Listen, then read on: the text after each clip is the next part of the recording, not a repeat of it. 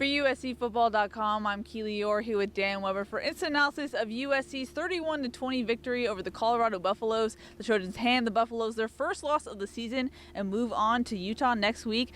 Dan, there were things to like about this win. There were things that maybe USC should correct going forward. What were your general takeaways from tonight? Yeah, things to really like. I mean, the defense, I don't think we've seen a USC defense play like that in a long time. That was always Clancy's, mantra was, I want to play on the other side of the line of scrimmage. With 16 tackles for losses tonight, they did play on the other side of the line of scrimmage, and they did it with, they didn't have Cam Smith, their leading tackler, senior captain, and EA, and I'll let you, Palae. Palaie Naioteote. Wow, we both tried. It's hard. Came in, and he's just a phenomenal talent. He's ridiculously good. And he ran into the other phenomenal talent on the field, Laviska Shenault, and that was a collision for the ages. I mean, that was kind of amazing. But and then Rueben Peters steps in, and they really got the defense, I think, ready to play. I think they had some tough breaks at the end with penalties, and they were on the field a lot. But I just thought I really like what I saw from them. I really did. Yeah, well, let's go into that further. EA, a true freshman, knows that he's getting this start on Thursday. He said he went further into his playbook to make sure he was ready, but he said he wasn't nervous. Rueben Peters, a redshirt senior who was formerly a walk-on, was a fullback at one point, now a linebacker. Both of those guys weren't expecting to play as much as they did tonight, and they both played pretty well. And Clay called that.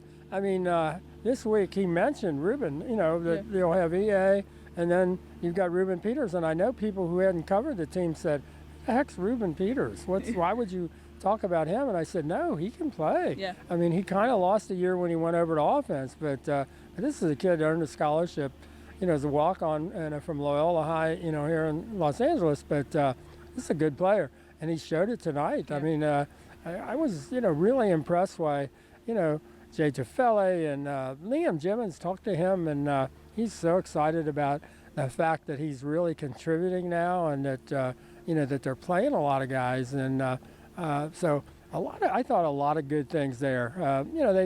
They got tired a little bit at the end, got a little handsy, in the secondary.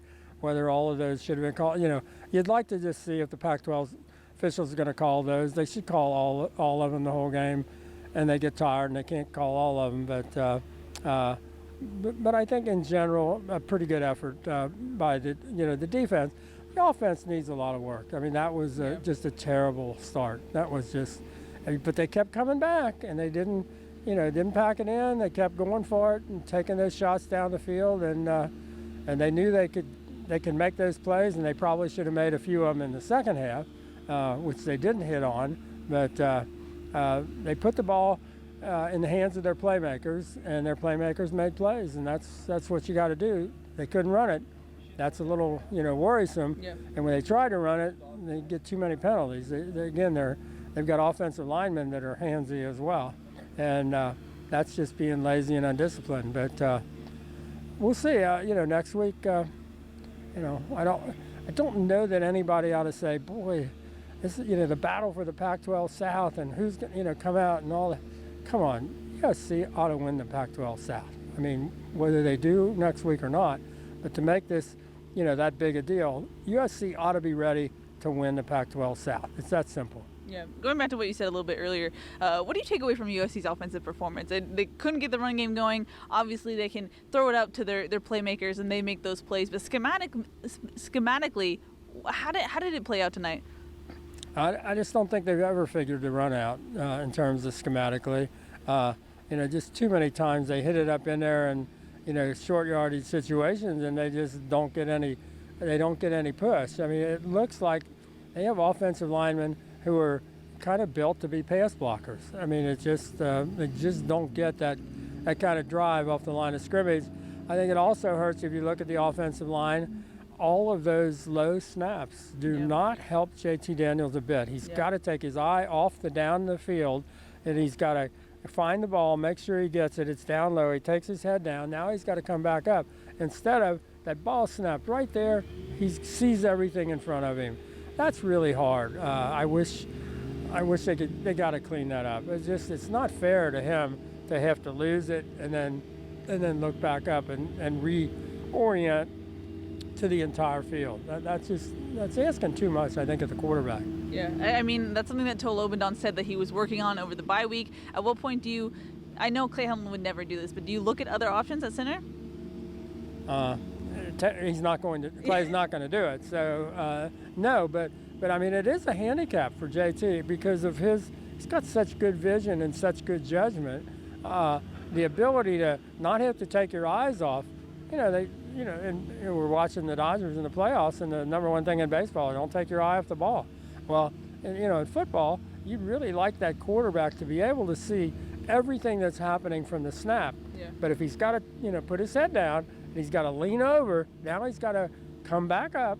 So those are a couple of operations he wouldn't have had to do if the ball snapped perfectly. Yeah. And he loses track of that initial break off the line of scrimmage and what the defense does. So I think it really makes life more difficult for JT. I wish they didn't, I wish it weren't that way. I just think it's a very difficult thing for a kid to overcome in terms of so often he has to take his eye off the defense, and that makes it tough.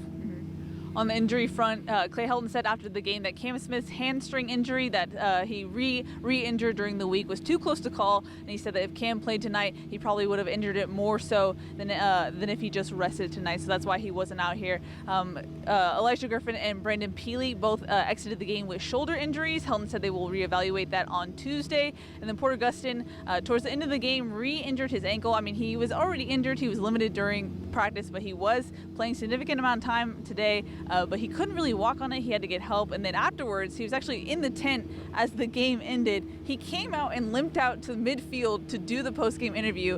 And then after the interview was over, he was stranded. He didn't want to walk into the locker room, and USC trainers were nowhere to be found. He tried to get Cam Smith to get a cart for him. He was stranded there for at least 10 to 15 minutes. Not the best look for USC that they're leaving their star defensive player on the field like that.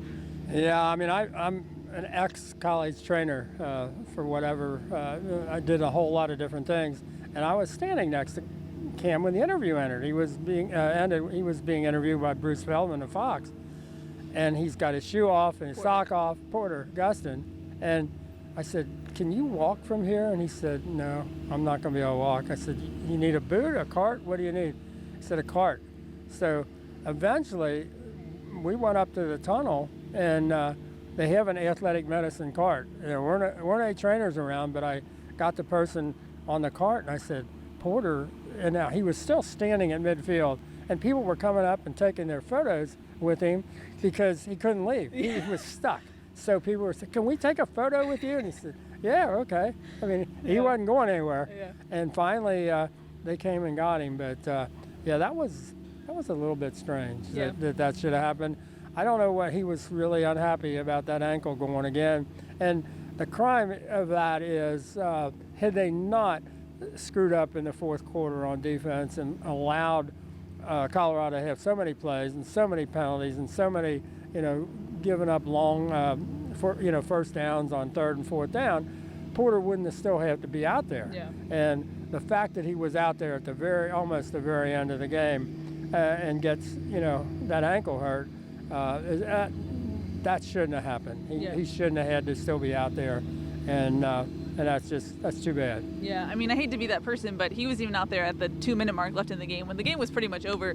Should Porter have been out there? Should someone else have been out there for him? Yes, he should. No, he should not have been out there. Yes, somebody else should have been in there. Yes, without a doubt.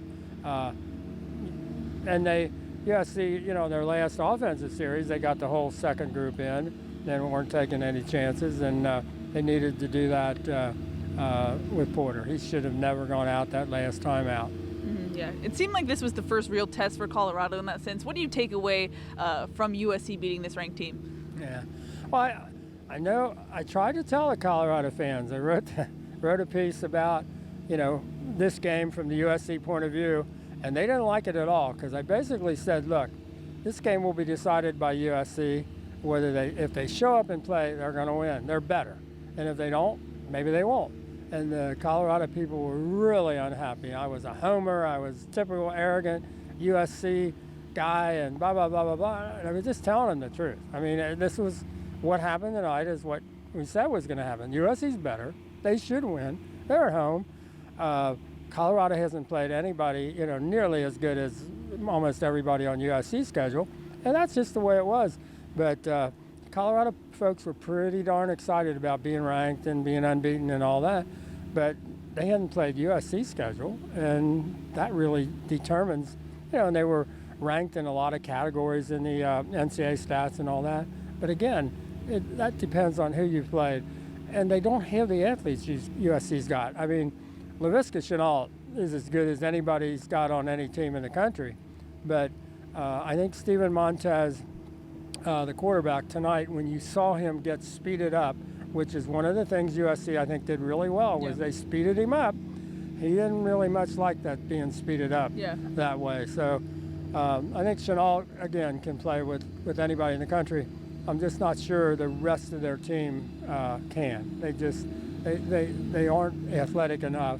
And USC's defense basically said, we're not going to let you play much until toward the end of the game when it was pretty much over. But I can't blame Colorado people for getting excited and feeling really good about themselves, but there is a reality about Colorado and USC for example, USC has 52 4- and 5-star players. Colorado has 6. I mean, that gulf is so wide, and you saw it tonight. I mean, USC's defensive line just ran by him. I mean, just boom, and 16 tackles for losses. So that's what we were trying to tell the Colorado people, but they didn't really want to hear that. So going forward, like I mentioned, USC heads to Salt Lake City next Saturday to take on Utah. The Trojans haven't had much success in Salt Lake City as of late. What do you think the outcome will be next week? I don't know. I mean, it's a weird series. The last 2 games, I guess, USC's played in Salt Lake City, they should have won and lost both of them. Yeah. Last year here in the Coliseum, Utah should have won and USC won. So this is not the kind of game you want to say, well, I know what's going to happen here. I mean, and those games kind of went right down to the wire, and you didn't know how they were going to go. So I don't know. I mean, you got to give Utah credit. I mean, they play tough and fast, and they've really saved their season, and they've got a heck of a shot, and they're going to be fired up. I mean, they will be really excited about getting USC. I mean, they have an extra day off, so they played last night, so they got to sit back and watch this game tonight, and they don't have to travel. USC does. So USC kind of loses a day for playing on Saturday against a team that played Friday, and they lose like a half a day on the travel day as well. So Utah's got all the advantages. I mean, they've not had an easy schedule to this point, but they certainly have the advantages going into this game. But again, talent-wise, if USC plays to its ability, they should win. I mean, it's that simple. I mean, but, I know that sounds arrogant and, typical USC person that thinks they're the best. No, I mean, that's the reality. USC has more good players than anybody in the Pac-12. Does that mean they're the best team in the Pac-12? Absolutely not. And, they'll be the best team if they play better next week. But will they? I don't think we know. We did get a sign tonight, though, that the defense looks like they're going to keep playing with younger guys and just keep going after people, and that's a good sign. Yeah. Little final notes before we wrap it up. Jayden Harris with his pick 6 now ties the all-time USC record for pick 6s with 3. Michael Pittman had a great night tonight, and USC had 16 tackles for losses and at least 3 sacks. So a good night for the defensive line. But any final thoughts before we wrap it up? No, I mean, I think it's kind of a typical USC game where you have things that you really like and things that are really positive and you feel really good about, and then there are other things that you say, uh-oh, that's not good. And it's always that kind of battle for a USC game between the uh-ohs and the, attaboys and way to go and all that. And well, we'll see. If they ever put together a whole game offense and defense, they could be pretty good. Yeah. But, that if is a really big word for USC. It is indeed. All right, that's going to wrap it up from the Coliseum. For Dan Weber, I'm Keely Eure. For more, check out uscfootball.com.